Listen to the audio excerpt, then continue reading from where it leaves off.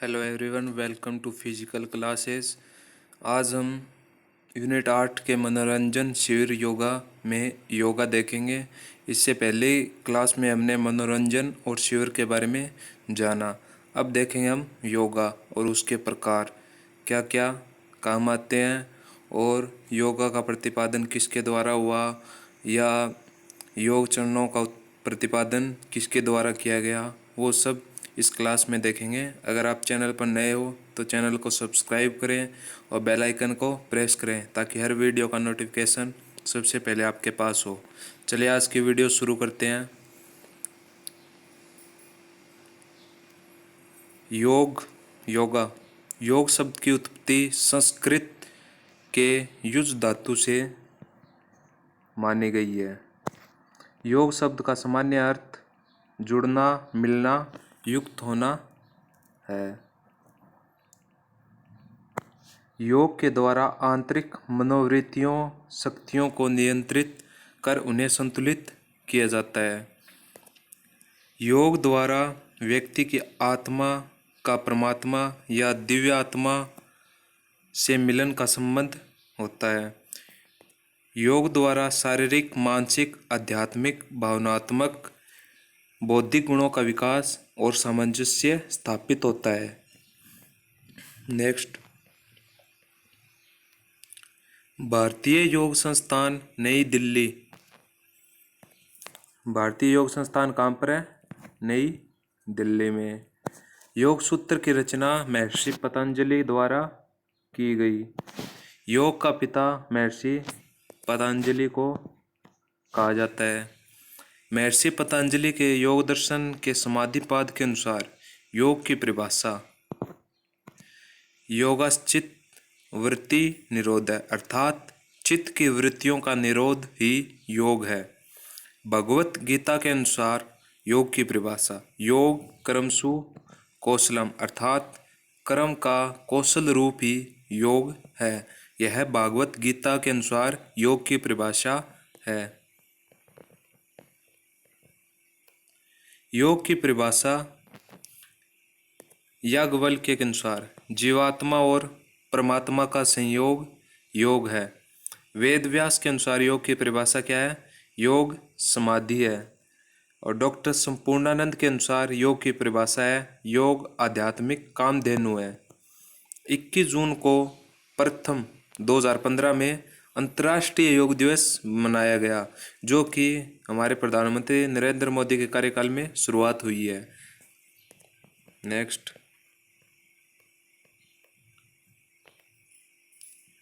कर्म योग। योग के प्रकारों में 1 नंबर पर है कर्म योग।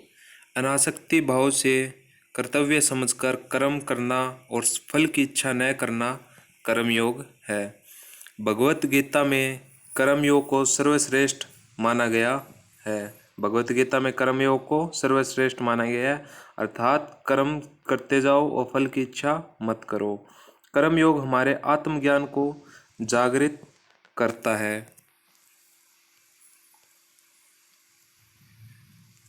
ज्ञान योग नंबर 2, ज्ञान योग।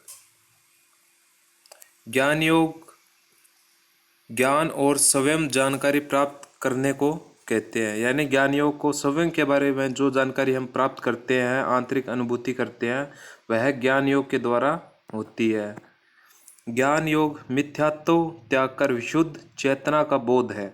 यह योग ध्यान की जागरूकता की प्रक्रिया है और हमें अपनी भीतरी प्रकृति के निकट लाती है। हठ योग 3 नंबर क्या है? हठ योग। हठ योग भौतिक व मानसिक पवित्रता व संतुलन प्राप्त करने का एक साधन है। हठ योग के आदि प्रणेता भगवान शिव को माना जाता है।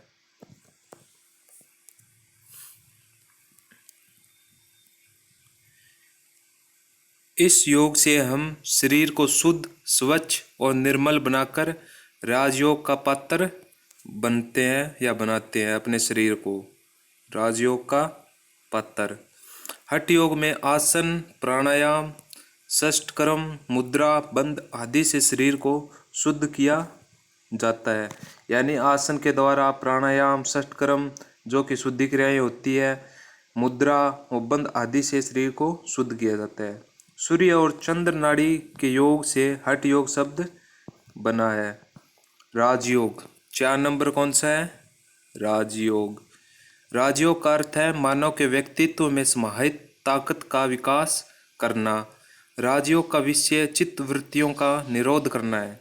राजयोग सभी योगों का राजा कहलाता है। राजयोग सभी योगों का राजा कहलाता है। अगर एग्जाम में प्रश्न आए कि योगों का राजा कौन सा योग कहलाता है, तो उसका उत्तर होगा राजयोग।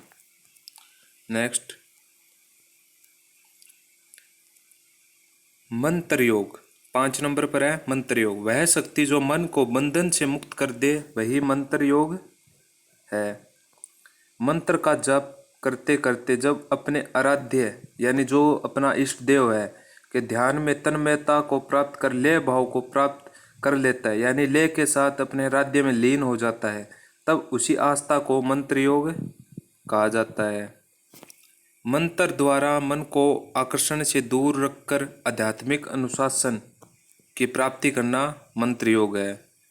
मंत्र से ध्वनि तरंगे पैदा होती है तथा मंत्र शरीर और मन दोनों पर प्रभाव डालता है। यानी मंत्र का जब हम जप करते हैं तो हमारे अंदर एक ध्वनि तरंगे पैदा होती है जो हमारे शरीर और मन दोनों पर प्रभाव डालती है और हम अपने आराध्य से कनेक्ट हो जाते हैं या उसकी भक्ति में लीन हो जाते हैं। नंबर 6 पे है लय योग।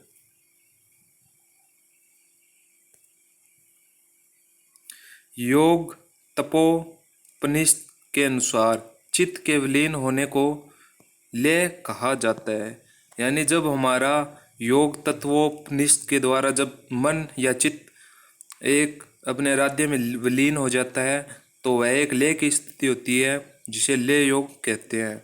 साधक के चित्त या मन में जब चलते बैठते सोते भोजन करते समय आदि ब्रह्म का ध्यान यानी अपने इष्ट देव या आराध्य का ध्यान रहे, इसी को लय योग कहते हैं।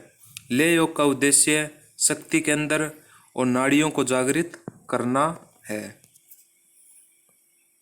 नंबर 7 भक्ति योग। ईश्वर के प्रति पूर्ण समर्पण भाव, पूर्ण विश्वास भक्ति योग है।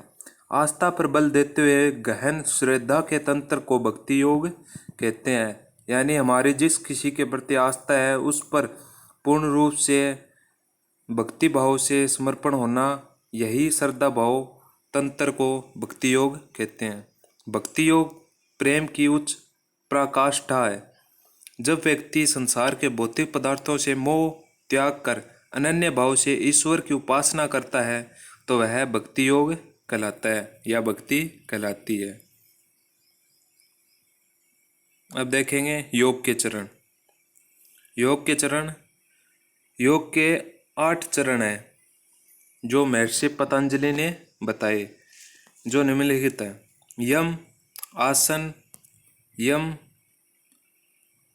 नियम, आसन प्राणायाम, प्रत्याहार धारणा, ध्यान समाधि, ये सभी योग के चरण हैं जो महर्षि पतंजलि द्वारा बताए गए।